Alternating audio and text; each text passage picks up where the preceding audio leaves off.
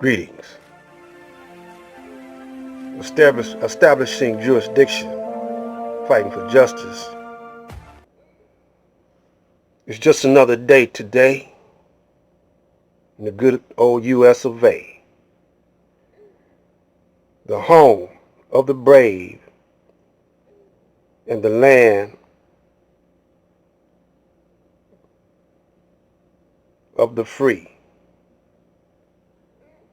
But now listen to me. Ain't nothing free in a debt economy. And everything you feel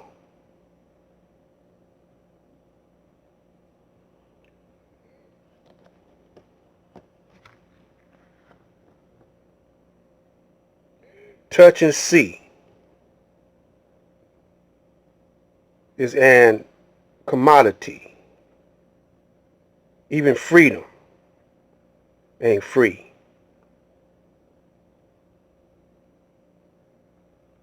So,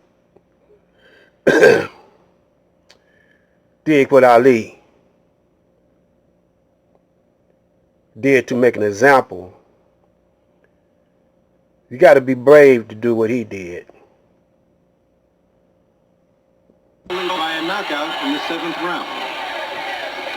Immediately thereafter, he walked into the teeth of a monumental decision.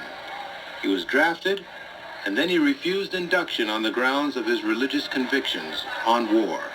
My conscience won't let me go shoot my brother or some darker people or some poor hungry people in the mud for big powerful America and shoot them for what? They never called me nigger. They never lynched me. They never put no dogs on me. They never robbed me of my nationality, raped and killed my mother and father. What, I'm going to shoot them for what? How can I go shoot them? Them little poor little black people, little babies and children and women. How can I shoot them poor people? Just take me to jail.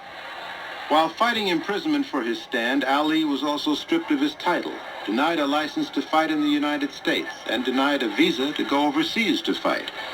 He was in a much tighter financial bind than most were aware of. I don't want to see the world heavyweight champion driving the Volkswagen, guys in the Cadillacs and making fun of you. So I'm working today, hauling, right? I'm more... And so one day I had to speak at Canisius. Heard of Canisius? Canisius, Fairleigh Dickinson, C.W. Post. 3 colleges at $1,500 a college. Pretty good money. So I broke my wife's piggy bank. She had about $35 in it. $135. I broke the piggy bank to get gas money to get me to the college. And I got enough gas and food money to get the $4,500, the $1,500 lecture. At $45 would hold me, pay gas bills, light bills, till I get to the next college. This went on until that whole mess is over. Inevitably, students would challenge Ali on his stand and his convictions. Remarkably, Ali more than held his own against students who had a far better formal education than he. I'm saying you talking about me about some draft, and all of you white boys are breaking your neck to get to Switzerland and Canada and London. I'm not going to help nobody get something my Negroes don't have. If I'm going to die, I'll die now, right here fighting you. I'm going to die. You my enemy. My enemy is the white people, not Vietcong, Chinese, or Japanese. You my opposer when I want freedom. You my opposer when I want justice. You my opposer when I want equality. You won't even stand up for me in America for my religious beliefs, and you want me to go somewhere and fight, but you won't even stand up for me here at home. The major prisons throughout the United States. In the prisons. Shortly put, are the black Muslims taking you for a ride? I said not black Muslims.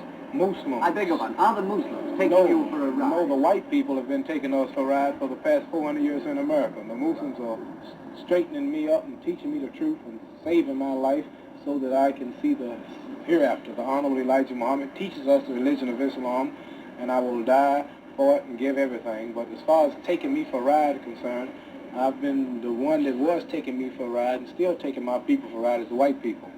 Tell me, champ, would you have been prepared to go into the army if it hadn't been for the Vietnam War? No, under no conditions do we take part in wars to take lives of other humans. 8 o'clock Friday morning. Enter Clay with bodyguard. To him, larger bodyguard of cameramen and reporters. How's it going to go this morning? Champion.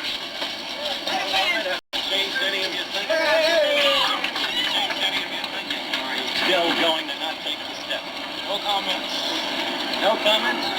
No comments. Your action will be registered in a matter of 2 or 3 hours from now. Still no comments. You're registered here right now. But you know that you're not going to take the step. Is that not true? No comments.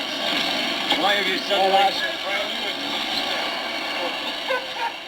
Clay's first taste of military life, and quite possibly his only one, was at the induction or call-up centre at the old post office building in Houston.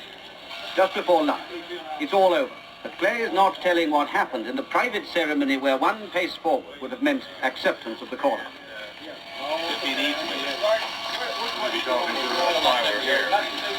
No comment. All of that will be in here. Everything you can ask me will be in here right after the things. From Clay himself, nothing.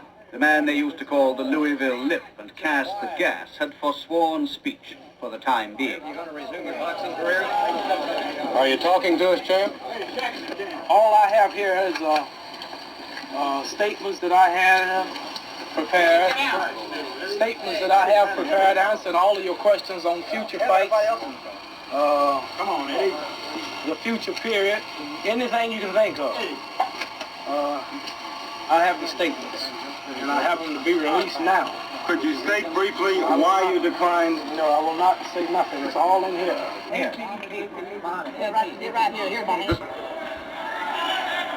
First of all,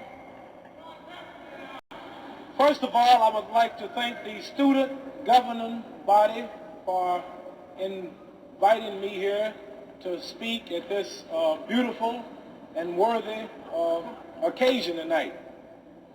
And I would also like to congratulate them on their great, splendid stand to stop the bloody war that's now going on in Vietnam.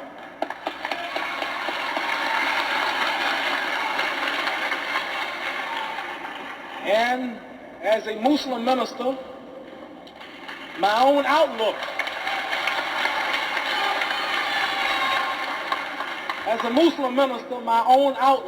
on war and violence is well known by now. And I would like to say that the number one greeting in my faith is peace, and that is Assalamu alaikum, which means may peace be unto you. There have been many questions put to me why I refuse to be inducted into the United States Army, especially as some have pointed out, many have pointed out, when not taking the step, I will lose so much.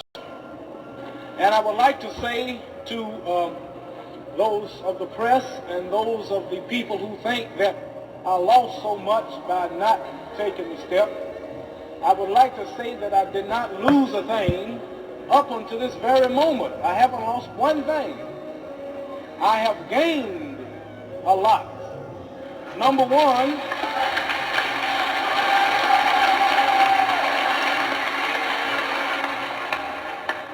one, I have gained a peace of mind. I have gained a peace of heart. I now know that I'm in content with Almighty God Himself, whose proper name is Allah. One of the 12 powers of man is being up at the top of the head, the will. The will.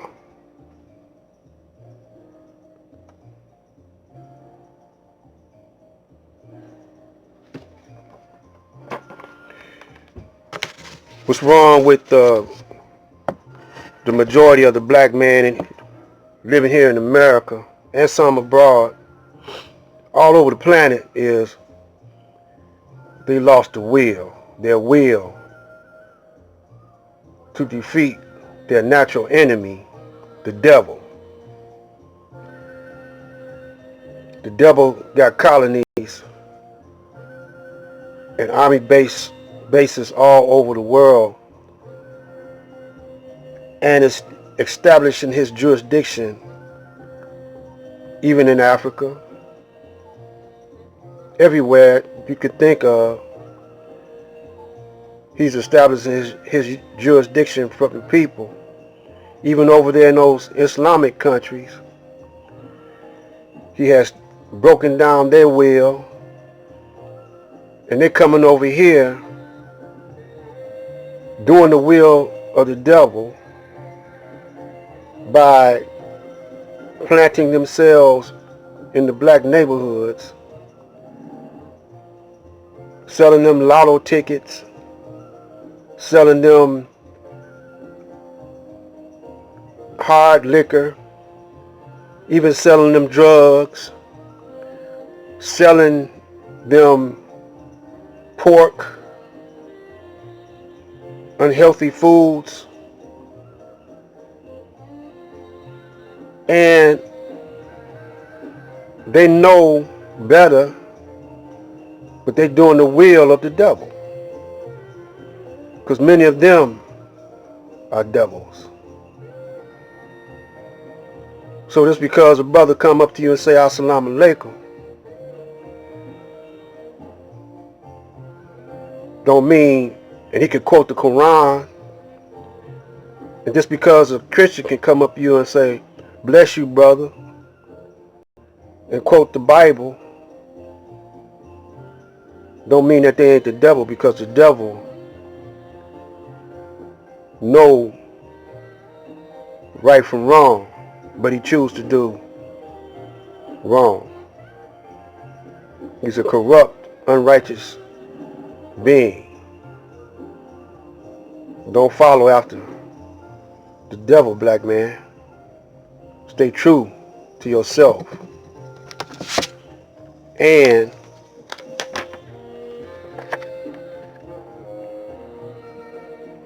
get your willpower back. Get your willpower up. It's time to go to war. Black light.